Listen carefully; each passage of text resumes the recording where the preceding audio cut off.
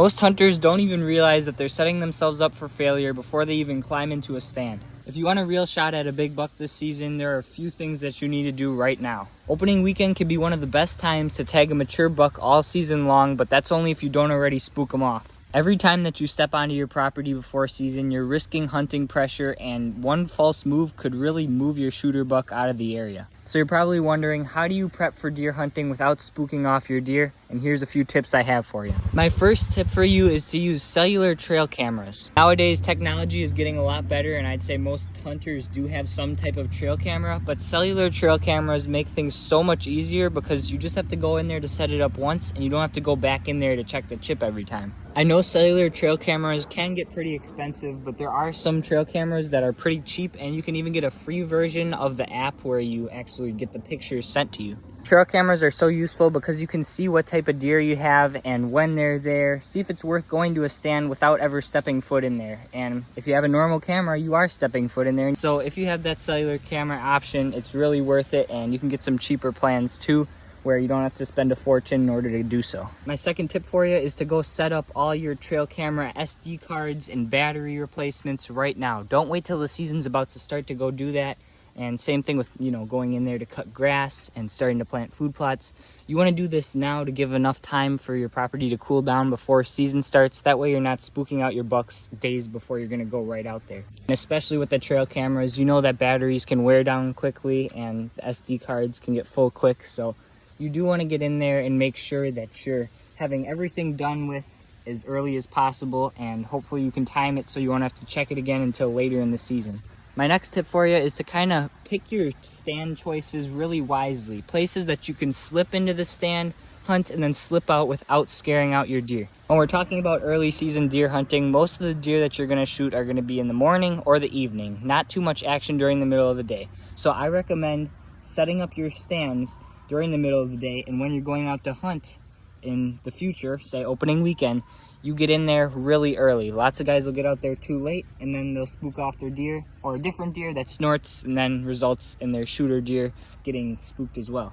And if you are hunting in a thick swamp or somewhere that deer love to bed, somewhere that feels home to them, that might not be the best idea early season, because you're going into their territory and spooking them out of their own home, which could send them away permanently. Early season, you want spots that you can just slip right into and not disturb the deer, and then they're going to travel through as the day goes on, maybe passing through, maybe you've got a food plot or something, but they're going to be there later on, and you want to be able to slip in nice and early so you can time that perfectly and get your shot. The next part of this that you're probably wondering about is, how am I supposed to get out of this stand safely? Because when I'm getting down, they're about the most active part of the day, right there in the evening. So how am I supposed to get down without them spooking? And the simple answer to this is kind of planning out how you can get out of there safely without crossing through one of their most highly trafficked areas, like a bedding area or something like that. Your goal is obviously to have a deer down by the time that the day's over, and maybe you're gonna mess it up anyways, so you're not too worried about it. But you have to plan for the worst. Maybe you don't get your deer and you don't want to walk straight through a bedding area.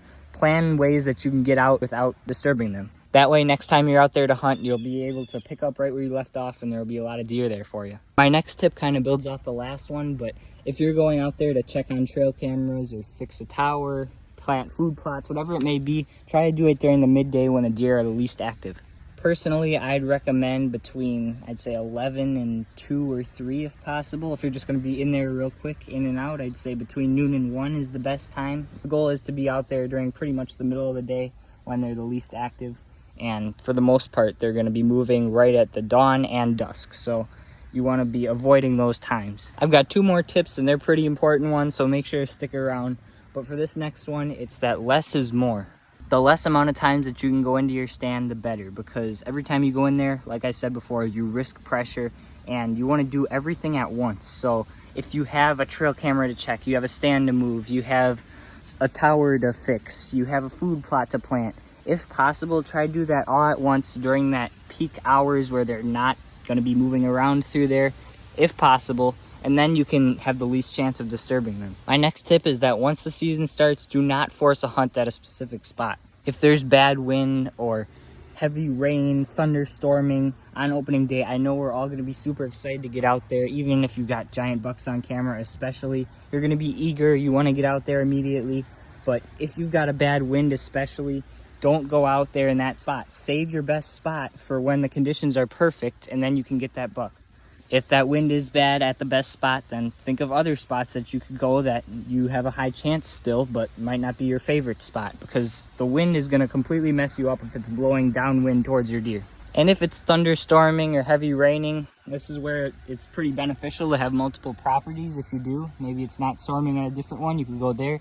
Otherwise, just don't force it, because if you wound a deer and you're going through there and tracking it all up and not able to find it, and then all this bad stuff happens, then you've not only ruined your chances at that one big buck that you missed, but you've also ruined your chances of getting another deer because you're piling through there. So my point is, wait for the right conditions. Don't rush things, because if you're doing things right, you have a really good food plot, and you're timing a big buck that's coming in there fairly consistently, then you should be able to wait and get him eventually when the conditions are right. If your property goes dead right after opening weekend, the chances are that you caused it, and these little tips could be the difference between having a big rack on your wall and venison on your plate versus having to eat tag this off season. And no matter how hard we try to avoid our deer from going nocturnal, it sometimes does happen, and if it does, you have to be prepared. So I suggest checking out the video on the left side of your screen to see what to do if your deer do go nocturnal, so that way you're prepared for the worst. But if you'd rather not think about the chances of things going wrong and are in more of a mood to just watch a great deer hunt, then check out the video on the right side of your screen. That's the deer that I shot last opening weekend, and it sure was a giant.